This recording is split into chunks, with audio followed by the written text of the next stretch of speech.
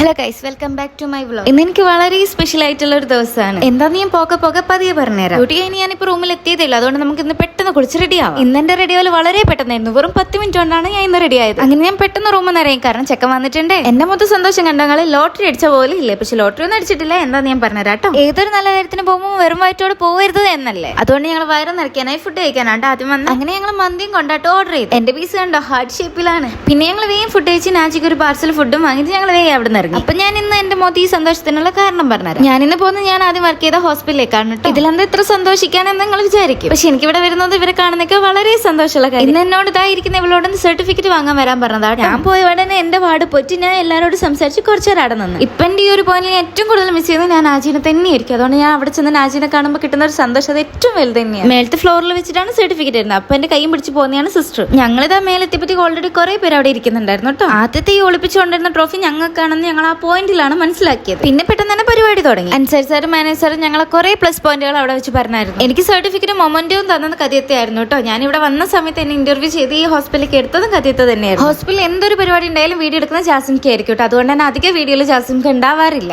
ഇതെന്റെ സ്വന്തം ആൻസി ചേച്ചി കേട്ടോ. വീഡിയോ എടുക്കുമ്പോൾ ഒരു വീഡിയോയിൽ ഞാൻ പെടുത്തലില്ല എന്നുള്ള പരാതി പറഞ്ഞു പോവാണ് ചേച്ചി. നാജി അപ്പോഴും പൊരിഞ്ഞ പണിയിലാണ്. ഞാനിതാ ഈ കാണുന്ന സ്ഥലത്ത് കൂടെയൊക്കെ കുറച്ച് ദിവസങ്ങൾക്ക് മുന്നേ ഓടി നടന്ന് പണിയെടുത്തിട്ടുണ്ട്. അങ്ങനെ ഫൈനലി എനിക്ക് പോകാനുള്ള നേരത്തി. അങ്ങനെ ഞാൻ കൊണ്ടുവന്ന ഫുഡും ഞാൻ അവളെ കൈ കൊടുത്ത് ഓക്കൊരു ബായും കൊടുത്ത് ഞാൻ അവിടെ നിന്ന്. അങ്ങനെ വീണ്ടും നമ്മൾ രണ്ടും ഒറ്റയ്ക്കായി. ഇനി എന്നാ കാണാനൊന്നും കൂടി അറിയില്ല. ഞാൻ എനിക്ക് കിട്ടിയ മൊമെന്റും സർട്ടിഫിക്കറ്റ് എന്റെ ചെക്കന്റെ കൈ കൊടുത്തു. എന്റെ മൊത്തം സന്തോഷം കണ്ടോ നിങ്ങള്. അതിനുശേഷം ഞാൻ അമ്മയും കൂടെ ഉമ്മാന്റെ അടുത്തേക്ക് പോയി. ഉമ്മാക്ക് ഞാൻ എന്റെ സർട്ടിഫിക്കറ്റ് മൊമെന്റ് ഒക്കെ കാണിച്ചെടുത്ത് കുറച്ചേരം വർത്താനൊക്കെ പറഞ്ഞ് ഞങ്ങൾ അവിടെ നിന്ന് ഇറങ്ങി. നേരെ ഇപ്പം തന്നെ നല്ലോണം ഇരുട്ടി തുടങ്ങിയിട്ടുണ്ട്. എനിക്ക് പോയിട്ട് വേണം ഡ്യൂട്ടിക്ക് ഇറങ്ങാൻ. റൂമിൽ എത്തിയോടെ ഞാൻ കോട്ടിട്ട് ഡ്യൂട്ടിക്ക് ഇറങ്ങി. അപ്പൊ ശരി ഗൈസ്, ഞാൻ വേഗം പോയി പണിയെടുക്കട്ടെ. ഇനി വേറൊരു ദിവസം നല്ലൊരു വീഡിയോ ആയിട്ട് ഇനിയും കാണാം. Bye bye.